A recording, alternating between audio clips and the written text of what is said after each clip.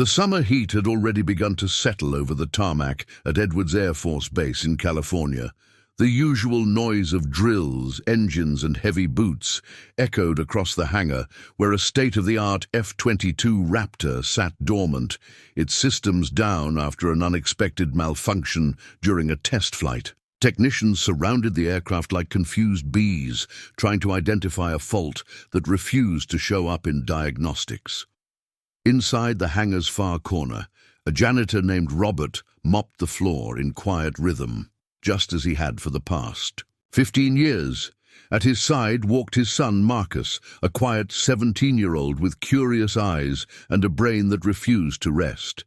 Marcus wasn't just tagging along for fun, it was summer break, and his father didn't want him home alone. While other teens played video games or hung out with friends, Marcus spent his days cleaning hangars and observing high-tech aircraft up close. He never complained. From a young age, Marcus had been obsessed with planes.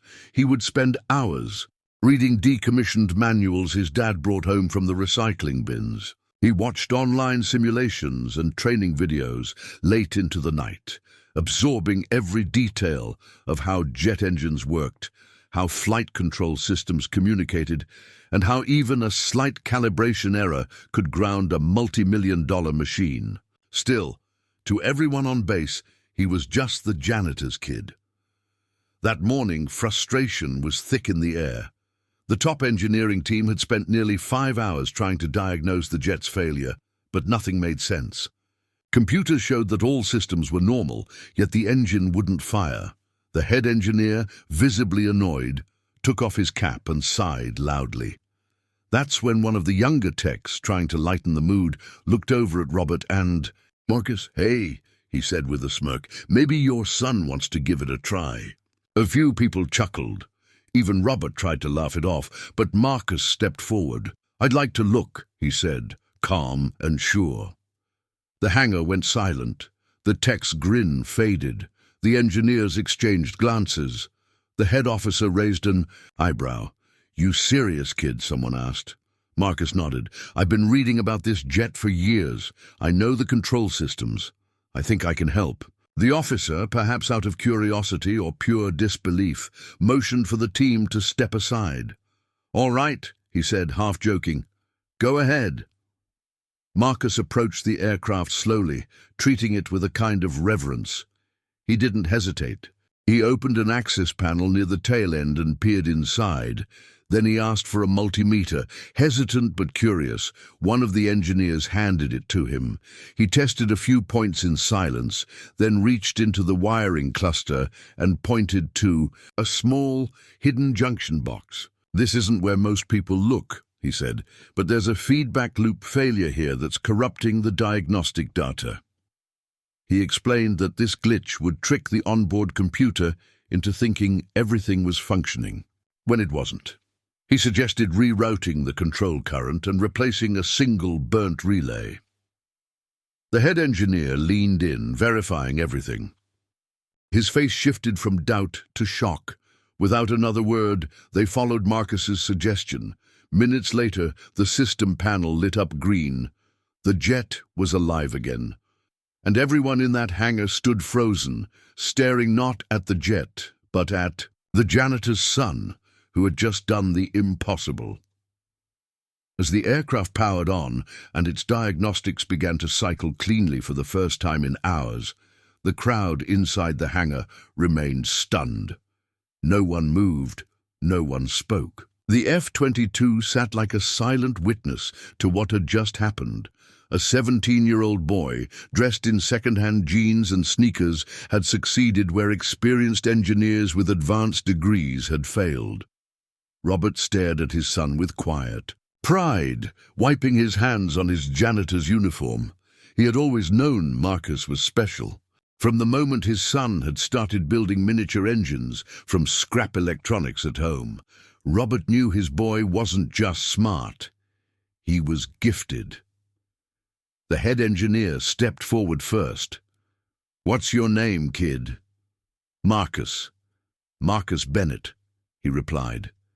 The officer turned to the rest of his team. He just solved in 20 minutes what we've been stuck on all morning." Someone in the back whistled low under their breath.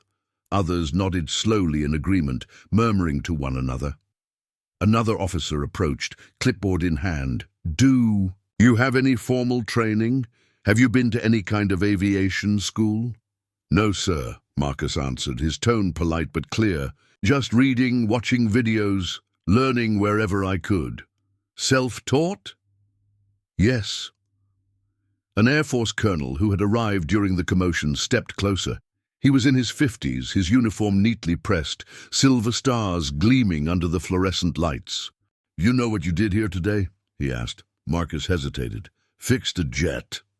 You saved us time, money, and embarrassment. That's not something we overlook, especially when it comes from a young man who wasn't even supposed to be near the aircraft." He paused, then extended his hand. "I want to hear more about you. You've clearly got something rare." Marcus shook his hand, unsure of what was coming next. Later that afternoon, Robert and Marcus were called into a meeting room inside the base offices.